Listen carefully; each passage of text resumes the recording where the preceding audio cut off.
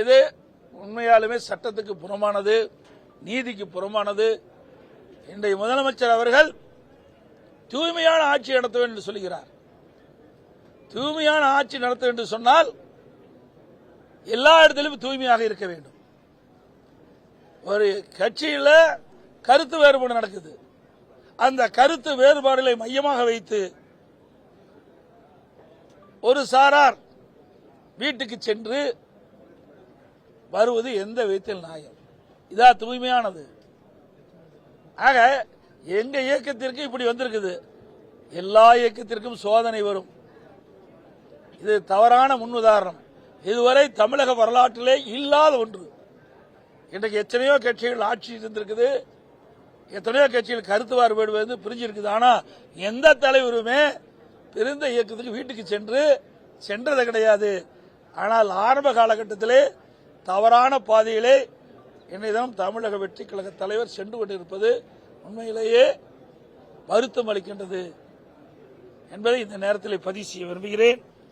அது மட்டுமல்ல, இன்றைக்கு சட்ட நீதியாக பார்க்கின்ற பொழுது இன்றைக்கு ஒரு பொதுச் செயலாளர், இன்றைக்கு சட்டமன்ற உறுப்பினராக தேர்ந்தெடுக்கப்பட்ட சட்டமன்ற கட்சி தலைவர், அவர்தான் விப்ப கொறடாவை நியமிக்க முடியும். அப்படி நியமிக்கப்பட்ட கொறடா தான் எங்கள் அனைத்து இந்திய அண்ணா திராவிட முன்னேற்ற கழக சட்டமன்ற உறுப்பினர்களுக்கு இன்றைக்கு நம்பிக்கை ஒரு தீர்மானம் வருகின்ற பொழுது அதை எதிர்த்து வாக்களிக்க வேண்டும் என்று முழுமையான தகவல் கொடுக்கப்பட்ட பிறகும் அவள் எதிர்த்து வாக்களிக்க என்று சொன்னால் அங்கே குதிரை பேரம் நடைபெற்றுதான் பல தகவல் பரவுகிறது, பேசப்பட்டு வருகிறது. உண்மையிலேயே தூய்மையான ஆட்சி நடத்துவோம் என்று சொல்லிவிட்டு இதற்கெல்லாம் இடமளிக்கின்றார்கள் என்று பார்க்கின்ற பொழுது மக்கள் தான் இதற்கு நல்ல முடிவை கட்ட வேண்டும் என்று இந்த நேரத்தில் தெரிவிக்க விரும்புகின்றேன்.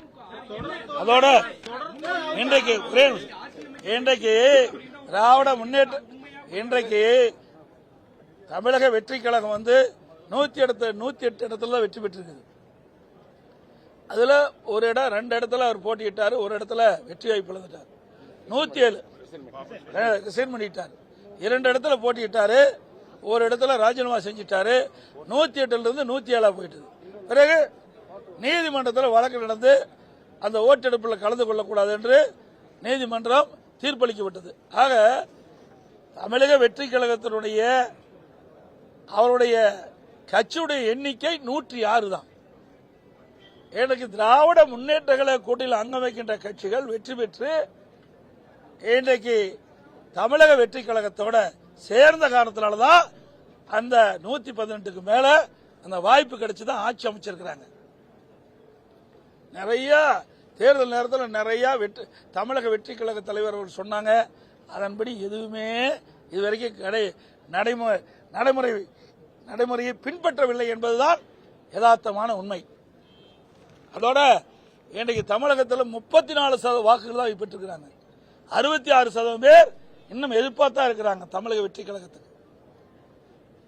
இன்றைக்கு அனைத்து இந்திய அண்ணா திராவிட முன்னேற்ற கழகத்தை பொறுத்தவரை எங்களுடைய கூட்டணி 1,34,00,000 வாக்குகள் பெற்றிருக்குது. அண்ணா திமுக இன்றைக்கு அனைத்து இந்திய அண்ணா திராவிட முன்னேற்ற கழகத்தை பொறுத்த வரைக்கும் வலிமையான இயக்கம், அதிக உறுப்பினர்கள் கொண்ட இயக்கம்.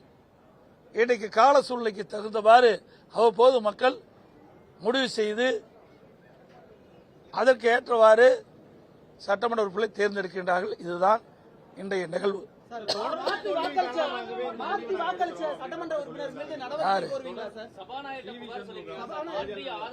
அவர் தொகுதியில் எத்தனை ஜெயிச்சு வந்திருக்காரு? அவரே போன தடவை தோத்து தானே போனாரு. இப்போ எங்க கட்சியை பொறுத்த வரைக்கும் அனைத்து இந்திய அண்ணா திராவிட முன்னேற்ற கழகத்தை பொறுத்த வரைக்கும் அனைத்து மாவட்ட சாடை கேட்டு அவருடைய விருப்பப்படிதான் நாங்க வேட்பாளரை தேர்வு செஞ்சோம். ஆனா தனிப்பட்ட முறையில் வேறு செய்யல. ஒவ்வொரு மாவட்ட கழக செயலும் உழைக்கின்றார்கள்.